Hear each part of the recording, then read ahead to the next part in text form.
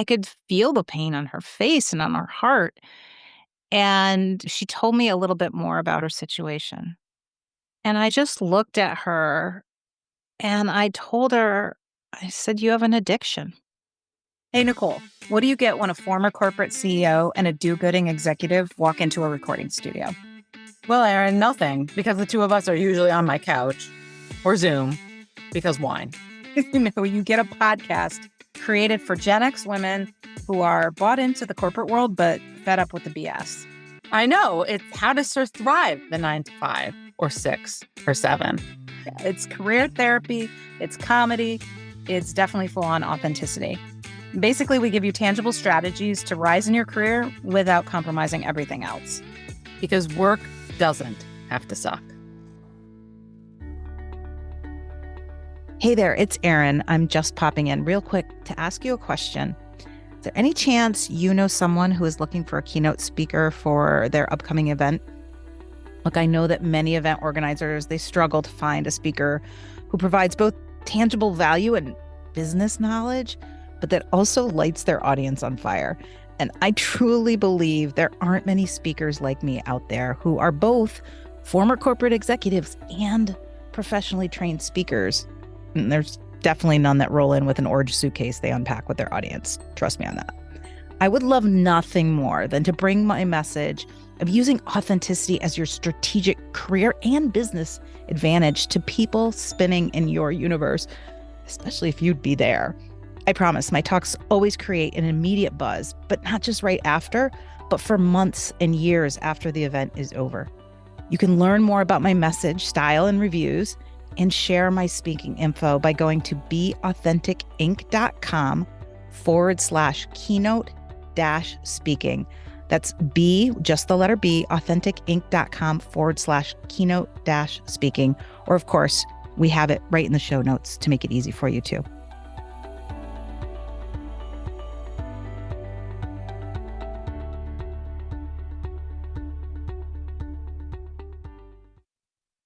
Hey, my friend, it's Erin, and I'm jumping on to record a shorter, what I would call maybe tough love advice episode. And this actually came about because of a conversation I had about 3 or 4 weeks ago in a workshop that I did post keynote for an organization. So about 4 weeks ago, I was up in upstate New York and met with the Women's Fund. It's a charity that provides support to all kinds of women organizations. It's an amazing group. They meet every year. It's their annual conference. And I did both a keynote, about 45-minute talk, and then about 45 minutes later, after a book signing, I did a workshop. And so I think we had about 30 or 40 people that joined us for that workshop. And we were talking about the 50% rule.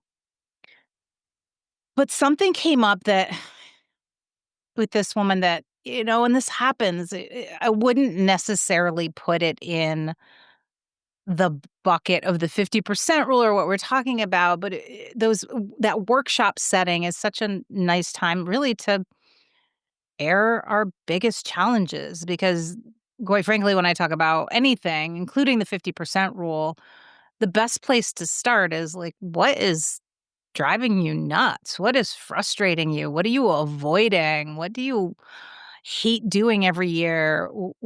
Where's a place where, you just don't feel like you're as good as the competition, et cetera. So where is that sort of biggest pain point? And one of the women raised her hand in one of the sharing parts of the workshop and basically gave us a very heartfelt state of the state that she's just completely burnt out and she knows that she works too much. She's one of those sort of, 7 to 7 or 8 to 8, puts in so much time. And what she also told us was, look, I feel guilty because she doesn't have children. She doesn't have that sort of obligation. I'm not sure if she has a partner or not. And so she's also a leader and she has this never ending to-do list. Can you relate? And she knows that she has to have better work-life balance, but she's really struggling with it. And so we talked about it in the group, and then when everybody was working on something else as part of the workshop, I went and just sat with her because I could sort of feel the pain on her face and on her heart. And, she told me a little bit more about her situation. I asked her questions about her team and does she have people under her and all kinds of things. And I just looked at her and I told her, I said, "You have an addiction. That's what a lot of this is. You're ad- you're addicted to the work, to the hum, to the next thing." And so I don't shame you for that, but I think recognizing that is the first step, just like in AA, of understanding what you need to do next. I also told her that she was being selfish. And look, I know that sounds really harsh, but it was a great outcome. And this is just how I am. I want people to have the best and do better. And sometimes I find that you just have to give the tough love. And when I said you're selfish, what I meant was that, I asked about her team and, do they leave early and most of them, they have kids or they have to go pick up at daycare or whatever. And the reason I said you're being selfish is that your job as a leader isn't to take on their burdens. Because what happens when you are the one who's sweating it out working so hard, do they go, "Oh, thank God she does stuff for us?" No, most of the time they say or they think, "Wow, I feel really guilty that I'm leaving. I feel really bad. I know that she says that she wants us to, have work-life balance, but look at what she's doing and I'm not doing that." And that's what we just do as humans in general. We're selfish. Like, when I dress in a cute outfit, you don't really notice because all you're thinking about is your outfit. Like, this is just how we are as human beings. And it's the same with the workplace. We often don't necessarily look at somebody that's working hard with the best of intentions and sort of applaud them. We turn it back on ourselves and we say, "Oh gosh, I can't do that," or "I'm not doing that," or "I feel bad that I'm not doing that." So I helped her start to see that, what she thought was, part of the issue, which was this precious heart of hers, which it is, it's still precious that she wants to give and she wants to harbor and protect her team and of course also the organization that she works for. She wants to do great things. But in the end, what she was doing was mostly an addiction and was selfish. And it's always risky when you do that, but I do it out of my heart. And so I went back to facilitating. And then I checked in with her, 15, 20 minutes later. And she just looked at me and she said, what you said to me in just 2 minutes has been more profound than anything I've, wrestled with in years.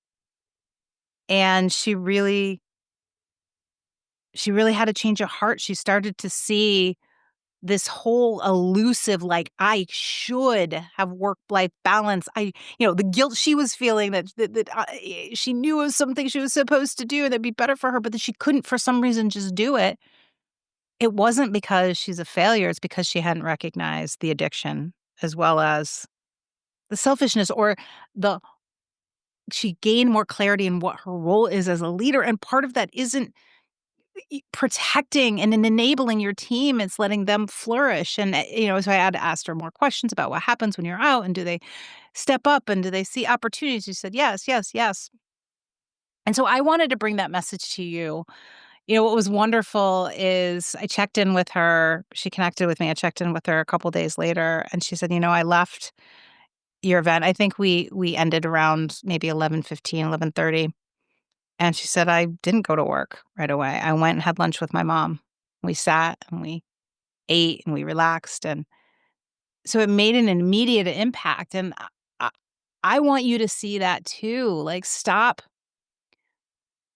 thinking that you're just really shitty at balancing things or drawing boundaries and that you just can't do it. It's not you. It's probably first and foremost, it's an addiction. There's an addiction with our emails and our to-do lists. Like, we just want to get that next thing done because the dopamine, when we can cross it off our list or when we can see that email disappear, which, by the way, emails are basically boomerangs. They all come back to you. It's an addiction. And it's also not necessarily the thing that's best, not just for you, but for your team and for your others.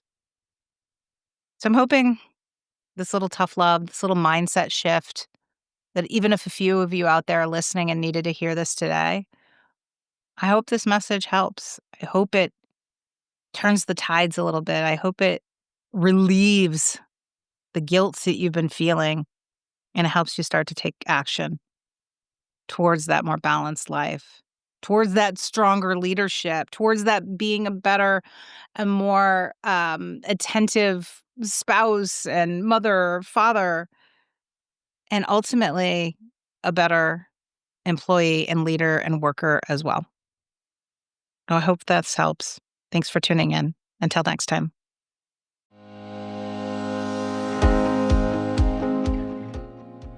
Hey, it's Erin with a teeny request. If you have ever gotten any value from this podcast and you'd like us to stick around, plus you want it to continue to grow so we can kind of swindle bigger and more knowledgeable guests to join us and to keep providing you with tangible and inspiring actions you can take to achieve the career and life you deserve, could you please just take 1 minute to leave us a rating and a review? Those reviews go a long way in attracting guests to the show, and candidly, they really make Nicole and I's day. We see you. We really do. So when you have the time and inspiration, we'd love to see a rating and review from you. Thank you.